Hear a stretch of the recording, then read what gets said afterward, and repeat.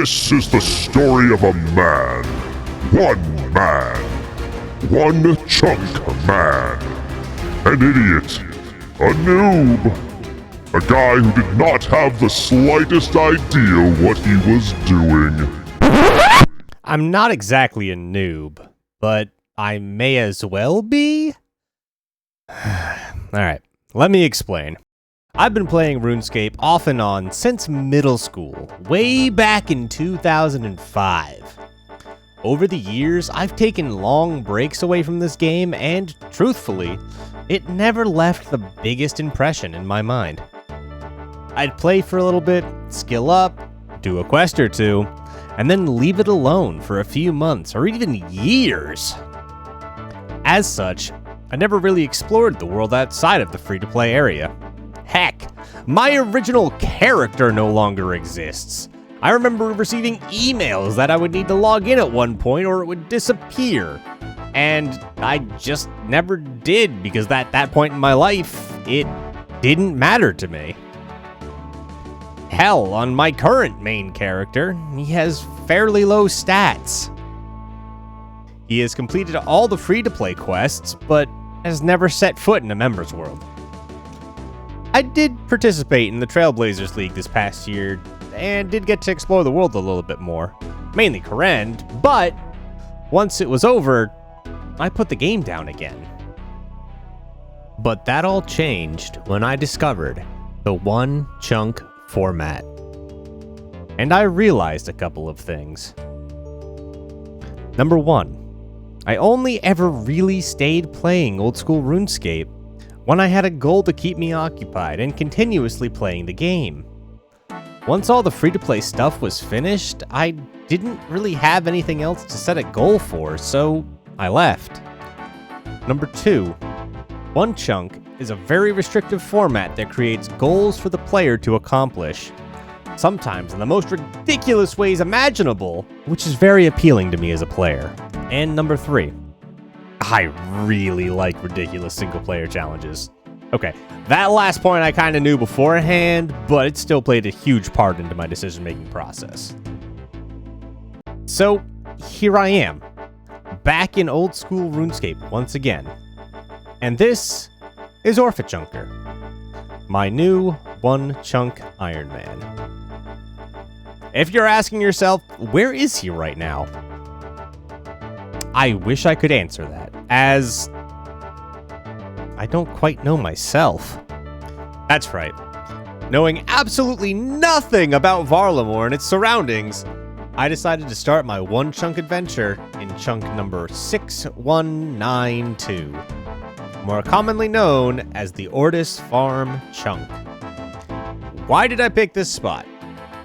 Because, as a new area introduced to RuneScape earlier this year, I had never set foot here. Ever.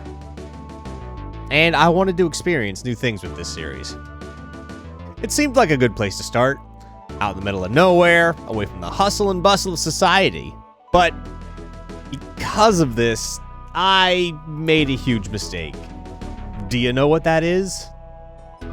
Starting out, I had no idea that getting to Varlamore from Lumbridge would be as much of an ordeal as it was. To start off, I headed to Varric to start the Children of the Sun quest. Turns out you need to complete this quest to even unlock the ability to set foot in Varlamore. After talking to these two near the Varric Square, to start the quest, we see an emissary from Varlamore visiting Varric to commence talks of a treaty. It is then that we see a suspicious figure sneaking out of the castle with a sack of who knows what. Being the nosy person that I am, I decided to tail them because something seemed off. After a stealthy pursuit, with exploits more epic than Splinter Cell and Metal Gear combined, I ended up tailing the assailants to their supposed hideout. Upon eavesdropping, I learned that they had been hired to kill the Teokan of Ralos, a religious leader who was part of the Varlamore envoy. Their master plan has them dressing as the town guard and then assassinating the Teokan in a surprise attack. Luckily for me, they are really bad at this evildoer thing, and the thief didn't get enough equipment to fully equip all 4 members. I headed back to the center of Varric and talked with the guard outside the castle gate, Sergeant Tobin, who told me that I was going to have to help further by marking the criminals masquerading as guards.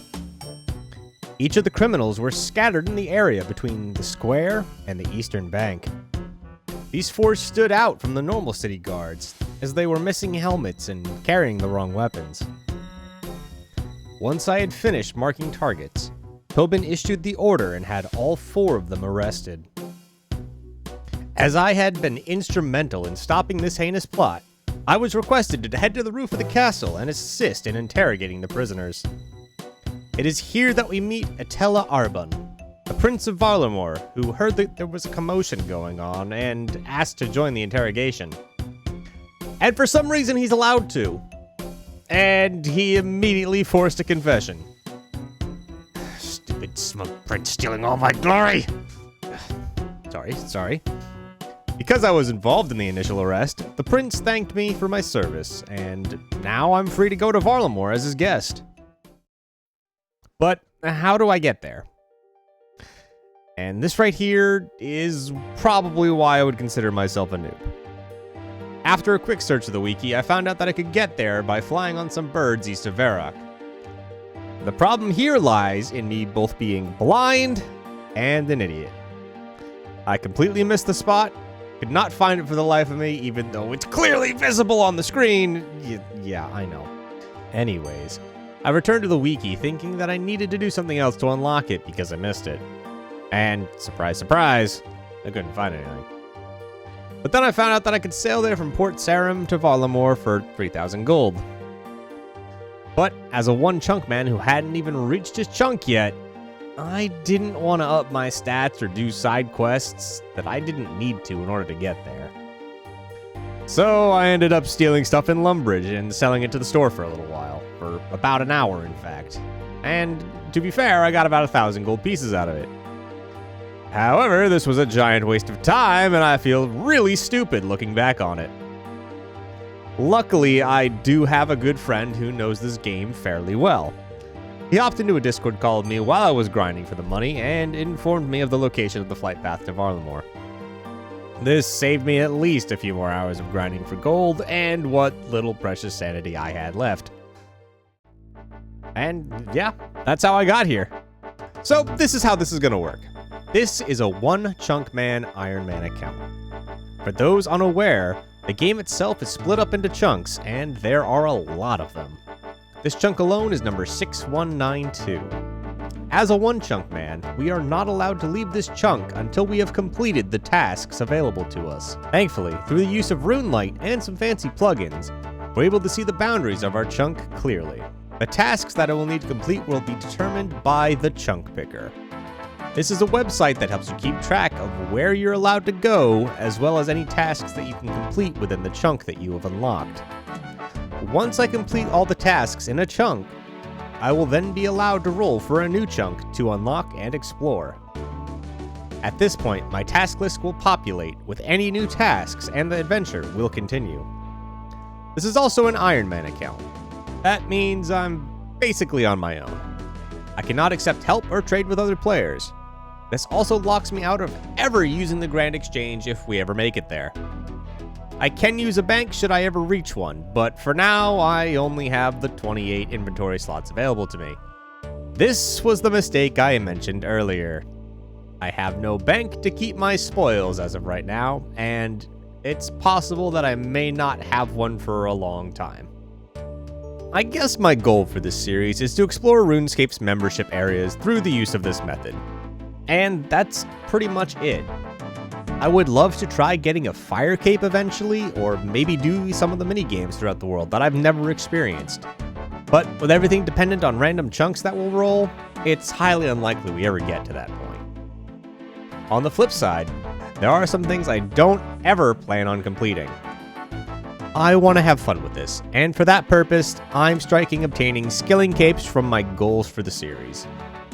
The idea of grinding to 99 just for a cape doesn't really appeal to me, even if they do add some benefits. If we get to some naturally, then cool. If not, I won't really lose any sleep over it. The other big thing, at least immediately, is Fortis Coliseum. If we roll this chunk, I don't know if we'll be able to complete it with the loot that we could potentially obtain inside of Varlamore and its surrounding areas. Of course, as it's my first time here, I could be completely wrong. I don't really know what it entails aside from being some kind of combat challenge. So, in the event that we do roll this chunk, I will give it a fair attempt to complete it. But if it gets to be too much of a struggle, and the tasks within are unreasonable for our gear level, I will backlog it till a later time that I feel I can reasonably accomplish it. Other than those few caveats, we'll stick to the tasks and complete them at any cost. Now that we've got that out of the way, let's start our adventure as a OneChunk man. Alright, now that we're here, let's go over the tasks that we will need to complete for this first chunk. Number 1, get to level 7 cooking so that I can cook a baked potato. Number 2, get to level 38 thieving to steal from a master farmer. Number 3, obtain our best in slot melee weapon. That happens to be unarmed. Oh, well, that's already done. Number 4, obtain our best in slot feet, leather boots that are hidden somewhere on the farm. And number 5, obtain our best in slot headgear, the blue wizard's hat, which can be obtained from killing an imp. At first glance, none of these tasks seem like they'll be too bad. Thieving is going to take some time, but the rest should be pretty easy, right? Well, that's what I thought too. Little did I know how Utterly soul-crushing one of these tasks would be. Funnily enough, while I was setting up for recording, a genie popped up and gave me a lamp. So, I guess I have that now. With our tasks set in stone and our inventory emptied, aside from the lamp, it was time to set out on adventure. The first thing I decided to do was get the lay of the land and inspect all of my surroundings. Here we have a chicken coop, a farming patch and adjoining house where I can buy a lot of farming supplies, and then another house with a cooking spot and second floor. I first headed into the house, adjacent to the many buffalo roaming about. I noticed right away that I had access to rope and a pot, neither of which would be useful for me at this time, but still worthy of noting for later. I climbed the stairs of the house to find one of the items we needed to complete this chunk. The fabled leather boots! My best in slot feet. Our second task was now complete. Not to mention, we got some pretty sweet boots. It was then that I went to check out the chicken coop, grabbed some eggs for some reason, and then went to check out the farming patch. Turns out, there were free potatoes for me to just take, which helps a lot when it comes to completing our chunk task to bake one. I was also lucky enough to get some seeds from picking them. So, I set to work raking the farming patches and planted my first set of potatoes. Now, I don't need to do farming right now. It is not one of my tasks. But, it may be one of my tasks in the future, so might as well get it done while I'm here. So, 38 thieving is our goal. My plan for this is pretty simple. To start off, we're going to steal from citizens at level 1. They drop 3 gold per stolen pouch, which will get us some starter money to help with farming. And we're going to be stealing from them until we reach level 10, when we can move up to farmers. I decided on my target, this citizen here, just south of the chicken coop. And, well, things go about as well as you would expect for someone just starting to level thieving. I failed often, and got stunned a lot. A lot! And this is where the food came in. Potatoes, while uncooked, did heal me for 1 health, so I was able to extend my thieving quite a bit at such low levels. Once my supply of uncooked potatoes ran out, I ran back to grab some more. This began the long process of getting to level 10. Stealing from the citizen, eating potatoes, running out of potatoes, getting new potatoes, stealing from the citizen. You get where this is going. Luckily, it didn't take too long, and I was able to obtain that mythical 10th level. It was time to say goodbye to the citizen, and set my sights on the farmers as the next targets to my thievery. This was brutal. I was failing way more than I was before, and the potatoes were no longer cutting it. At level 10, you have roughly a 62% chance to succeed in pickpocketing a farmer. And let me tell you, It felt like I was playing XCOM and constantly missing 95% accurate shots. I was getting whacked left and right, and my food was not lasting nearly as long as it once was. It was time for a change. It was time to massacre the chickens. So yeah, I started punching and kicking chickens for their meat, and then cooked those to raise my cooking level. This also had the added benefit of raising my combat levels, which could be helpful later. Not to mention cooked chickens being a much better source of health than uncooked potatoes. The problem I was running into now was the farmer over here by the chicken coop does not like to stand still. It made pickpocketing very slow and arduous. There were a couple times that I was able to get her up against the fence inside the chicken coop, which made it faster because it was harder for her to move, but because of my failure rate, it was really hard to notice. This, for a while, turned into a pretty fruitful loop. Pickpocket the farmer, kill some chickens, cook the chickens, rinse and repeat. Shortly after, I obtained my 7th cooking level. It was time to cook a baked potato. Strode on down to the farming patch to pick a single potato for the job. And there we go, a baked potato.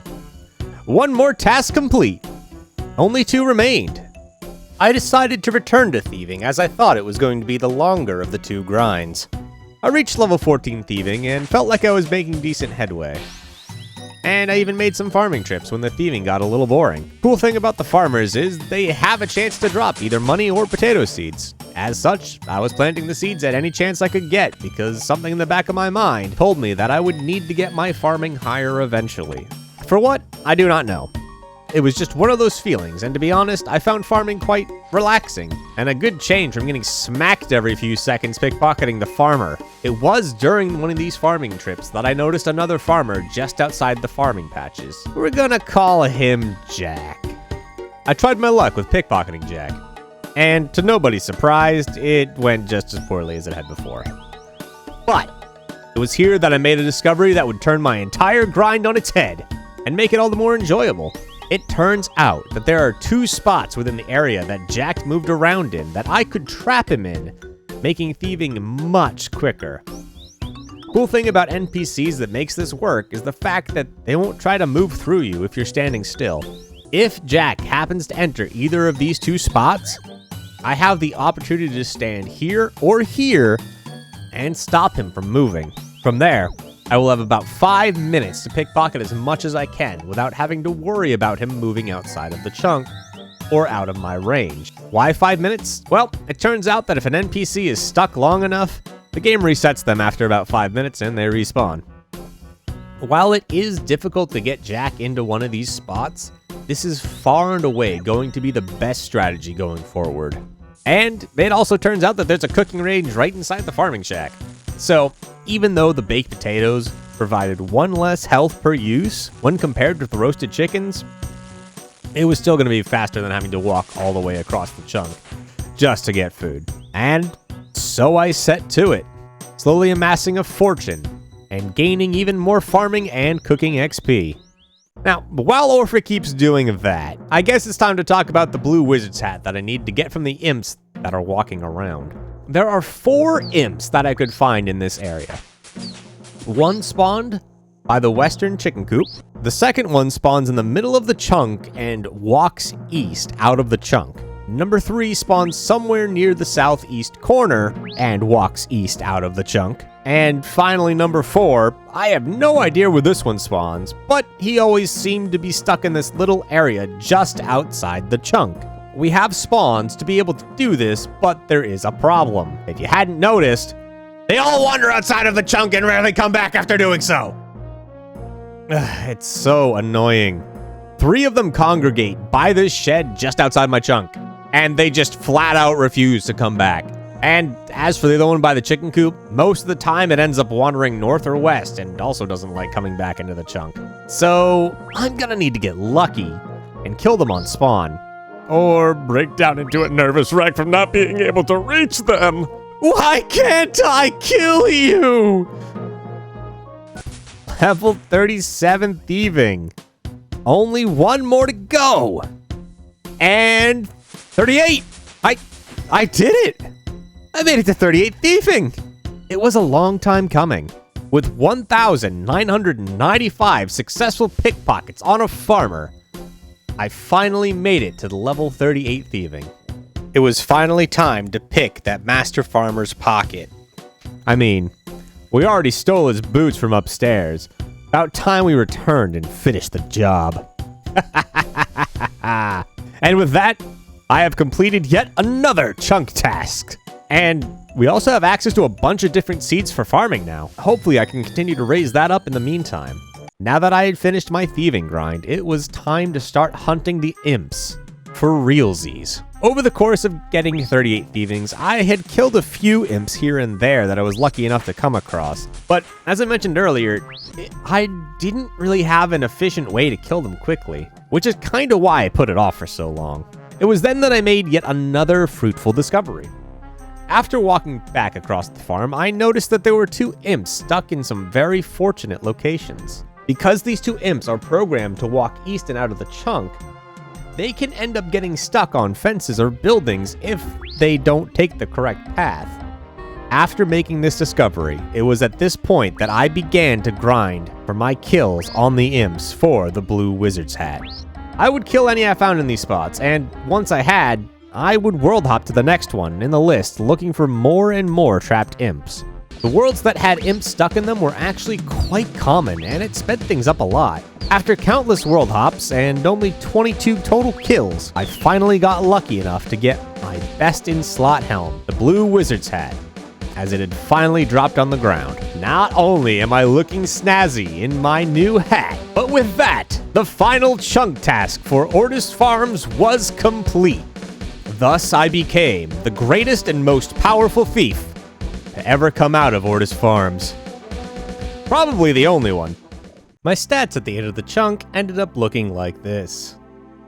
For combat stats, I had 9 attack, 10 strength, and 5 defense. I also ended up with 13 hit points. As for my other stats, I had 8 prayer, 13 farming, 19 cooking, and 38 thieving. I've come a long way from the weakling who just ended up on the farm by chance. Since I finished this chunk, it was finally time to roll the first of many chunks that I would begin to explore outside of the Ortus Farms. Well, looks like I'll be heading north. That's gonna do it though for this episode. Now that I've laid the groundwork, next episode will be filled with more chunk tasks, and hopefully we can start filling out the world around us. If you made it this far, thank you. This is the first project of this nature I've undertaken, so let me know how you felt about it down in the comments below. And, if you enjoyed, hit that like button and subscribe for more content coming in the future. Oh, and I bet you think I forgot, but that lamp was used on strength because I was impatient. Told you I'd use it poorly. Alright, y'all. See you next time.